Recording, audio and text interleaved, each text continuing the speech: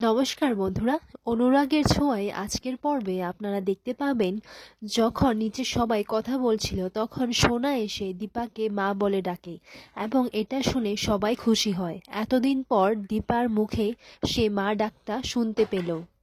সোনা তার মাকে দেখে তার আওয়াজ আবার ফিরে পায় আর সোনা তার মাকে জড়িয়ে ধরে কান্নাকাটি করতে লাগে। সোনা কাঁদতে কাঁদতে তার মাকে বলে, বাবা যদি আমার মতোই ওই পাতা মেয়ের হাতটাও ধরে রাখতো তাহলে আজকে পাতা মেয়ে হারিয়ে যেত না। আমি বাবাকে জড়িয়ে ধরে রেখেছিলাম, আর আমি যদি বাবাকে জড়িয়ে না ধরতাম তাহলে বাবা পাতা মেয়েকে বাঁচাতে পারত। এইসব শুনে সূর্য বলে, এতদিন ধরে এই মেয়েটা নিজের মনে এত কিছু কথা চেপে রেখেছিল, নিজেকে এভাবে দোষারোপ করছে। আর অন্যদিকে জয় বলে, আচ্ছা রূপা এটা ভাববে না তো যে আমরা ওকে খুঁজছি না? অন্যদিকে দেখা যায় রূপা গণেশ পুজো করছে আর তার মায়ের পুরনো স্মৃতি মনে পড়ে যায়। এরপর রূপা বলে, আমি গণেশ ঠাকুরের কাছে প্রার্থনায় আমার মাকে ছাড়া আর কি চাইতে পারি বলো? আর এইদিকে দেখা যায় সোনা নিজেকেই দোষারোপ করছে দীপার সামনে। দীপাকে বলে, মা পাতা মেয়ে তো আমার জন্যই হারিয়ে গেছে, তুমি প্লিজ আমাকে এর জন্য বকো না। আমি সেদিন জেদ করেছিলাম নদীর ধারে যেতে, আর পাতা মেয়ে আমাকে বারবার বারণ করেছিল ওখানে না যেতে। তা সত্ত্বেও আমি ওখানে গিয়েছিলাম আর আমি বাবাকে জড়িয়ে ধরেছিলাম, তার জন্যই পাতা মেয়েকে বাবা ধরতে পারেনি। এরপর দীপা সোনাকে বলে, তুমি এইভাবে নিজেকে দায়ী করো না মা। তখন দীপা সূর্যকে জিজ্ঞাসা করে, আচ্ছা আপনি একটা ছোট বাচ্চা মেয়েকে ধরে রাখতে পারেননি, তার কারণে আমি আপনাকে ছেড়ে গিয়েছিলাম।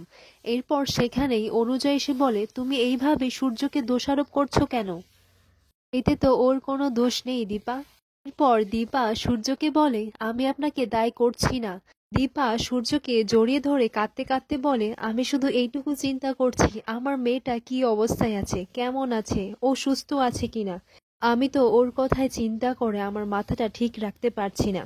এরপর দীপা সূর্যের হাতে একটা তালপাতার সেপাই দেখতে পায়। তখন এটা দেখে দীপার মনে হয় যে নিশ্চয়ই রূপা এখানে এসেছিল আর অভিমান করে সে এখান থেকে চলে গেছে কারোর সাথে দেখা না করেই। তখন সূর্য বলে, সেই দিন হয়তো আমি ওর হাতটা ছাড়াই ও আমার উপর অভিমান করেছে আর তার জন্য হয়তো ও এখান থেকে চলে গেছে। আমার উপর আর ও নতুন করে ভরসা করতে পারেনি দীপা। আমার উপর ওর যতটা ভরসা ছিল সেটা ভেঙে গেছে দীপা। অন্যদিকে দেখা যায় রূপা নিজের হাতে সবার জন্য মালা বানায় এবং সেই মালাগুলো এক এক করে সবাইকে দিয়ে দেয় আর সবাইকে বলে, তোমরা তোমাদের নিজেদের প্রার্থনা করো আর সময় পেলে আমার জন্য একটু প্রার্থনা করো যেন আমি আমার মাকে ফিরে পাই। আর এইদিকে দেখা যায় দীপা সোনাকে ঘুম পাড়াচ্ছে আর ওকে ঘুম পাড়াতেই সে রূপার কথা মনে করছে, সে পুরনো স্মৃতিগুলি ভাবতে লাগে। দীপা রূপার কথা মনে করে বলতে লাগে, তুই কোথায় আছিস মা, তুই কোথায় আছিস? তোকে ছাড়া তো তোর মা বাঁচতে পারবে না। পরের দিন সকালে দেখা যায় যে দীপা যখন ওই মন্দিরে ওই গ্রামে পুজো দিতে যাবে যেখান থেকে লাবণ্যকে উদ্ধার করেছিল, আর দীপা সেই ক্লুটা পেয়ে সেই মন্দিরে পুজো দিতে যাবে, তখন অনুজা বলে, আচ্ছা যে হারিয়ে গেছে তাকে খোঁজার দরকারটা কি, যে আছে তাকে তোমরা সুস্থ করে তোলো না। এরপর দীপা বলে, এই বাড়িতে শোনার জন্য অনেকেই আছে ওকে দেখার জন্য, কিন্তু আমার রূপার জন্য ওখানে তো কেউ নেই, ও কেমন আছে কি করছে সেই সব তো আমরা কিছুই জানি না।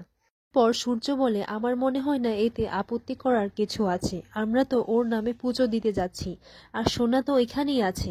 এই মুহূর্তে দেখা যায় পেছন থেকে সোনা সবকিছুই শুনতে পাচ্ছিল। সোনা এটাই ভাবতে লাগে যে মা কি আমার কাছে একটুও থাকতে পারলো না, আজকে আমি হারিয়ে যাইনি বলে মা কি আমার পাশে থাকলো না। এরপর দীপা বাড়ির সবাইকে বলে, তোমরা একটু সোনাকে দেখে রেখো, আমরা আসছি। আর এখানেই আজকের পর্বটি শেষ হয়।